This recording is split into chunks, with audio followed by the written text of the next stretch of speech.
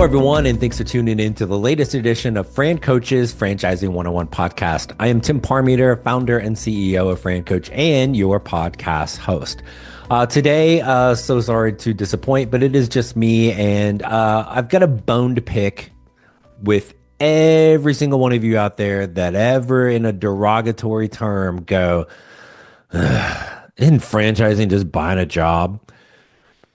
Every time somebody says that, we probably all have these phrases or things or whatever, but it's the old nails on a chalkboard. And if you're under the age of probably, I don't know, 40, Google what the hell a chalkboard is, or that sound of just, right? That's what it is. When I hear, is franchising just buying a job? Because the answer actually sometimes is yes, and sometimes no. But the most important thing in all of this, as always, folks, is you. So we're going to talk about, is this not, how it might be for you, how it might not be for you. That's next. First, a quick reminder of who we are. Fran Coach is a national search firm dedicated working with you, people that are interested in owning a franchise. Number one goal, and I can never stress this enough, we are not here to sell you anything. We're here to educate you. We're going to get you properly educated on franchise ownership to determine if this is the path for you. It might not be, and that's okay, but at least you'll know. But maybe it is, and if so, we're going to help you find your absolute best franchise known. We're partnered with well over 600 of them in about 70 industries. Gives us a amazing range to make sure we're always truly focused on you. And there's never any fee for our service to do so. So that's us. Now, as we educate you on this, is franchising buying a job? So let's talk about that a little bit and kind of where the negative tone comes with this. Because sometimes for some people, what they're looking for in a franchise is really kind of probably what others might say, oh, yeah, I'm buying a job. Okay. Well, let's first talk about your current job. Do you love it? Like, are you just, oh my gosh, on Sunday night, I can't wait. I'm so excited to get to Monday morning and go through that commute and all the freaking traffic. And then there's Bob over here and Sally on that side of the office. Can't freaking stand them. They're going to go, hey, how was your weekend, Tim? Flashbacks. Sorry. So, do you love your job? And if you really absolutely love your job, you're probably not listening to a podcast about franchising. Can we all agree on that? Okay. So, but what if your job, quote job, if you really could actually create the absolute most ideal situation and job description for yourself? What do you really get up and go do every day? And you can make that, oh my gosh, these are the 5 things I am best at. These are the 5 things I love doing. Can't stand these 3 things over here. Oh man, if I could just have that, it would be great. Okay, we can do that. What about the people? Bob over here, and oh my gosh, Sally over there. Her name should be Karen. She's so annoying. Like, let's get you in control of the people, your staff, the customers, who you're talking to and what about in all of those situations, including out in the community. And then where do you need the most support and how do you want it delivered? We could create that. That now becomes your ideal, quote, job. But in reality, that's a franchise, because here's a little funny little fact of this is, guess who's control of that, quote, job when it's actually a franchise? You are in control of how well it goes. Ain't no blaming nobody else. There's no armchair quarterbacking or water cooler bitching. It's you, right? Not everybody wants that kind of pressure, right? Because it is pressure. It is on you. Yes, there's support, but we're creating that ideal job situation for you, okay?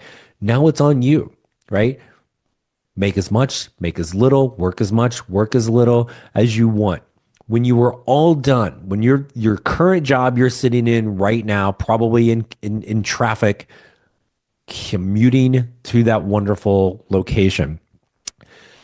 And if all of a sudden, number one, the end of that job tenure was a really good possibility and it's not your decision. I'm sure you're the most amazing person at whatever your job is there, but at some point that job's going to end and is more than likely not going to be your choice. Okay. But let's just say it is. You leave and you go do the next thing. Do you get to sell that job to the next person? No, fool, you do not. You just what you've made, whatever you've made, you walk. The business, that job that you might quote be buying, when you're all done with it, you get to sell that to the next person. And guess what? You're in control of how much you've made along the way. And the better you've built that business, the more you're going to cash out for at the end. Okay. So is it buying a job? Well, maybe, but that's a pretty damn good job compared to what you got, right? There are some people that we work with, and in every franchise, you will find some of the absolute happiest owners are probably in that thing you would look at and go, they just bought a job. It's just them. Maybe they got somebody else with them, one, two people. They're not the top performers in that franchise. You're gonna here's a franchise with 100 units or 100 owners, and you rank them revenue top to bottom. There are gonna be some people even in that bottom third that will be the absolute happiest owners in the system. How's that possible? They're in the bottom third revenue wise. Well, but that's in a ranking, right? If they're hitting their goals, maybe even exceeding their goals on the money they're making, the time they're spending, the happiness quotient. Can we put a price on happiness, by the way? Maybe they're not in that long commute that you're sitting in. Are you still there? Is traffic moving at all? How's that going? They're happy, right? That's what every franchisor wants is happy franchise owners, right? So sometimes, and I probably can point to somebody in every single franchise that's going to fit in that lower third, lower half revenue wise, not built out their business like some of those top performers, but they're every bit, if not happier than the ones at the top. Okay. So understand that can be a thing. There are times that we'll work with people that talk about, hey, I want to grow, grow, grow, grow, grow. And then they get into it after about 18 months and like, nah, I'm good right here. Yes, I had aspirations of all these things. Maybe I'm just fine right where I am. I'm happy. My family's happy. I'm spending time with everybody. My only commutes to soccer practice, or hey, like my golf lessons are 2 o'clock on Wednesday. Sweet, like work on that slice, brother. You can do this. That type of control over this. Okay, but what if that buying the job is you're the derogatory? Buying a job, man. I don't want that. Okay, what do you want? We're still building out your ideal. Wait for it. Job description. What are you doing as an owner? What do we want that long-term growth to be like? What kind of staff and people do we want to be around? And so there are owners that are out there that own multiple units. Maybe it's two. Well, that's still technically multiple. But there are owners that literally have hundreds of locations around the country, sometimes even in multiple brands. So they have still bought themselves a job, right? They have just worked harder, invested more into building a job that is overseeing an empire but one man's this, one man, like, so that owner, and it could be in the same system. Somebody is owner, one person, bottom third, super happy. Person up here towards the top has got 25 locations, 175 employees, right? Like all of these different things with more growth goals from there. They still get up and do a job every day, but they have controlled and dictated what it is. They've taken their time and effort and money and built into, in that case, a pretty nice little empire. At the end, whether it's massive or it's small, it's still yours. It still can be sold. It can still involve family at any point. You can pass it on to your kids if you want, right? All of those things are possible. So is franchising buying a job? Yeah, technically, right? But it is, you are the one creating what that job is, what you're doing every day, what you're not, how you surround yourself, staff, customers, the people, the core values of the business, where you need the most support, how you like it delivered, and by who, right? Then have at it. It's yours. You want to be lazy and not do anything? Okay. you have that right. Please don't own a franchise if that's truly your personality. But whatever point you want to grow it to, right? I want to be here which if you're driving and not seeing this visually, then my hand gestures don't really do any good.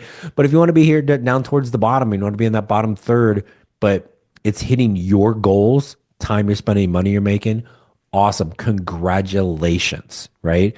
If you want to be like the top owner of all owners, go. Like build it up. You can do it, but you still have to go back to the job. What are you doing every day? What are you not doing? How do you surround yourself? Right? Those are the things that drive it. So yes, franchising is behind a job. You just get to dictate basically all aspects of it. And when you are all done doing your job, you get to sell it to the next person and cash out. So the next time you're about to go behind a job, like get your nails off the chalkboard, right? And start thinking about what job do I want? And all of those factors. And then get on the phone with us because no matter how much somebody has thought through this, or even at times they've looked at some franchises, or sometimes they work with other people that do what we're doing that probably don't know what they're doing. You're still missing a lot of questions and some intangible pieces of this. That's what our team's going to kind of help you through. So we're here to help. Get you scheduled with a call, talk with our team, walk you through everything, get you properly educated, and maybe we can help you buy a job that's way better than the one you have for all of those reasons. So francoach.net is where you find us. Our new and improved YouTube channel, everything, podcast or TV show, everything is right there on the Fran Coach YouTube channel. And in a very awkward manner, I'm going to do a little tiny bit of self-promotion. We have a new book that is called Becoming a Franchise Owner that just came out. You can find it wherever you buy your books, Amazon, Barnes & Noble, like Target, like saw it at a bookstore at the airport the other day. I was all excited. That I'm super kind of proud. Was always like a little goal of mine to write a book. So we've now been able to do that. Again, titled Becoming a Franchise Owner. So I can now literally say, like, I literally wrote the book on becoming a franchise owner. So there's your dad joke for the day. But check that out. And like, feel free to buy it, but at the least just go on there and give it a nice review. You really want a copy of seriously, on those off chance somebody hears this and messages me, the next 5 people that send me a message on francoach.net, I'll happily send you a free autographed book that'll be worth literally 7 cents one day. But you'll at least have it and be able to learn a little bit more about becoming a franchise owner. And then don't forget, every Friday, 8 Eastern, 5 Pacific on Biz TV. My wonderfully talented co-host and wife, Danielle Wright, and I have the Franchising 360 show. And you can also catch all the back episodes on the YouTube channel as well. So give us a call. Let's help you buy a job, folks. Let's go. Get yourself out of that commute and help you create your better tomorrow. Thanks for tuning in, and we will see you next week.